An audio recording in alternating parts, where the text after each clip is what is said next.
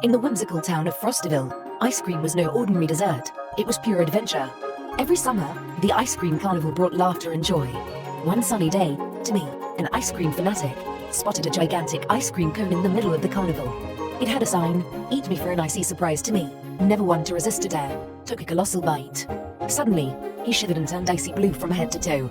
Gasps and giggles filled the air as Timmy slid around like a frozen penguin.